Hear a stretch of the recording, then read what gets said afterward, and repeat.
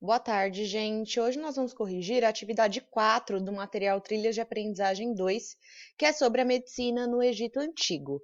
Vai da página 173 até a página 175, exercício B. Fora a correção, como sempre, eu vou explicar para vocês um pouco do conteúdo.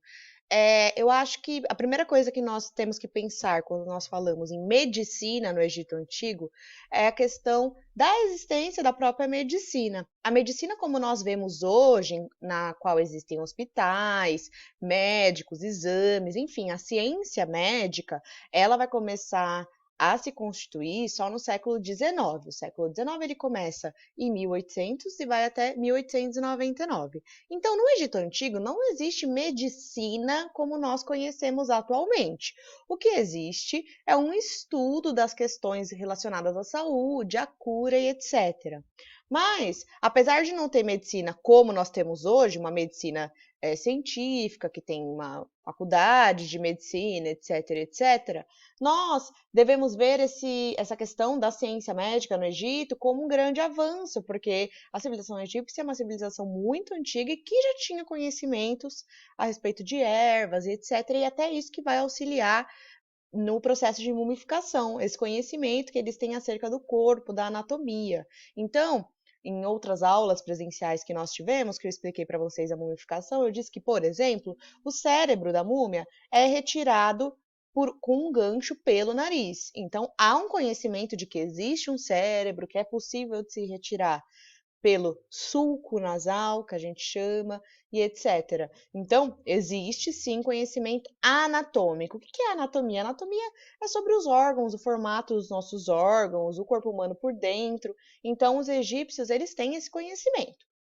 Vamos ver aqui, ó. Uma civilização africana foi responsável pela produção de grande parte do conhecimento científico na antiguidade, influenciando outros povos como gregos, persas e romanos. Nessa atividade, vamos conhecer a medicina egípcia e a história de duas cientistas negras contemporâneas que, assim como os cientistas negros do Egito Antigo, produzem conhecimentos científicos e tecnológicos muito importantes para a humanidade. Então, esse trecho traz para a gente um importante elemento, que eu já disse para vocês, mas é sempre bom repetir, é que o Egito fica na África. Muitas vezes os filmes e novelas europeus, brancos, tentam apagar essa questão do fato do Egito ficar no continente africano, justamente para se apropriar do conhecimento egípcio como algo branco. Então você vai ver atores brancos representando egípcios, muitas pessoas vão até mesmo acreditar que o Egito fica na Europa.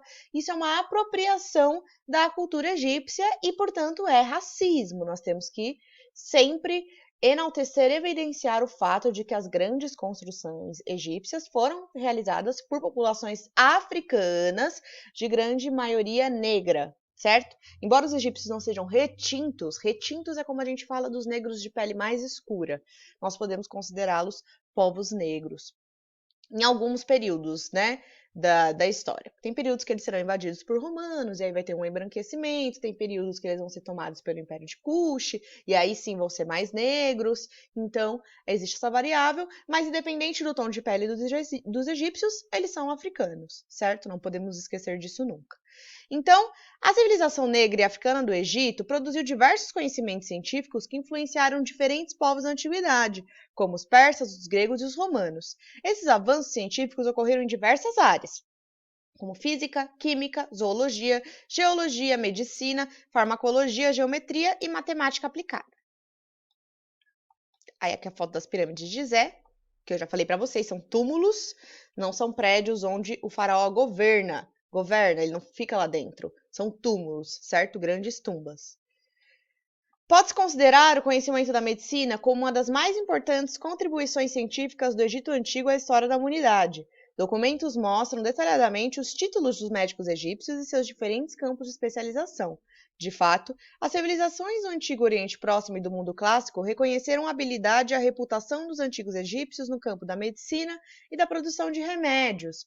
Dois personagens muito importantes na história da medicina foram Esiri, que era médico e dentista, e Imhotep, que além de administrador e arquiteto, também era médico do rei Zoser. E aí a gente tem uma estátua dele aqui do lado, estão vendo? Uma representação desse Imhotep que era administrador, arquiteto e médico. Isso mostra como os egípcios eram interdisciplinares, como eles estudavam vários âmbitos, né?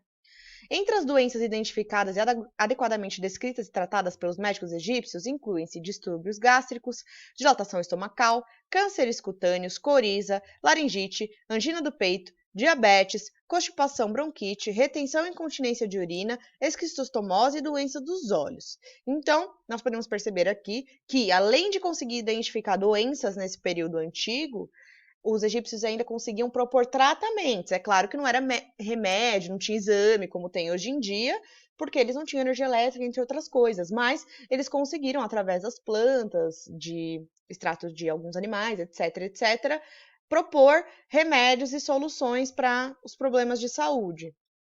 E essa lista aqui de doenças mostra, né, alguns deles.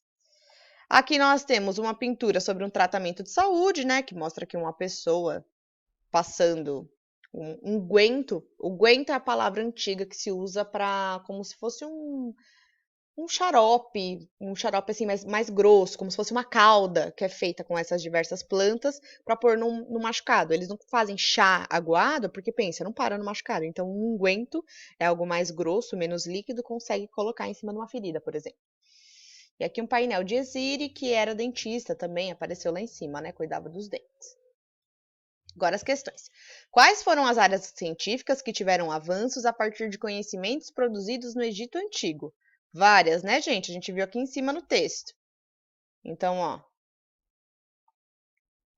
Física, química, zoologia, geologia, medicina, farmacologia, geometria e matemática aplicada. Aqui vocês podem copiar este trecho todo, tá? Essa é a resposta na A. Um dos avanços científicos no Egito Antigo foi a medicina. Quais eram as doenças tratadas adequadamente naquela época? Então, a gente vai pegar esse trecho aqui e também copiar, porque são várias doenças diferentes, né? E aí, nessa aula, foi só até a B que nós fizemos, que nós deixamos a questão aqui das cientistas negras para outra aula. Então, eram duas questões bem simples, questões de reproduzir a resposta, só de pegar do texto, né? Não precisava articular nada. Mas é importante nós pensarmos por que essa atividade está aqui, né? Qual que é a função dessa atividade no Trilha de Aprendizagem 2? O que a gente tinha que ter aprendido? Nós temos que aprender que não é porque os povos antigos não têm os mesmos aparatos tecnológicos que nós, como energia elétrica, internet e todas as outras coisas que nós criamos em decorrência da energia elétrica, que significa que eles são povos atrasados. Isso é uma ideia que a gente precisa romper. Veja, uma civilização que, sem energia elétrica, sem exame, sem microscópio, desenvolve essa série de áreas científicas que nós temos aqui, ela não é atrasada, pelo contrário, ela é muito mais adiantada, certo?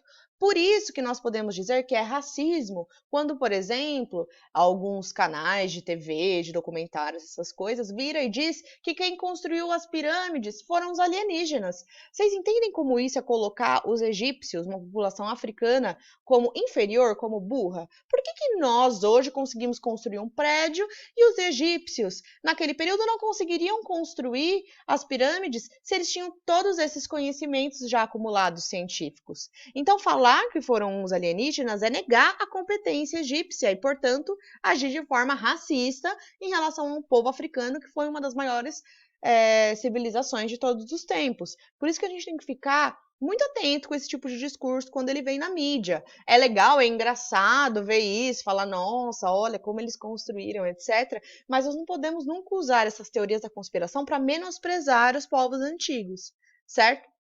Porque nós não devemos nos colocar como uma posição de superioridade em relação às civilizações do passado. Nós não somos superiores, nós não somos inferiores, nós somos diferentes no tempo, certo? Então, é muito importante fazer essa reflexão. Qualquer dúvida, vocês escrevem para mim no Google Sala de Aula, tá bom?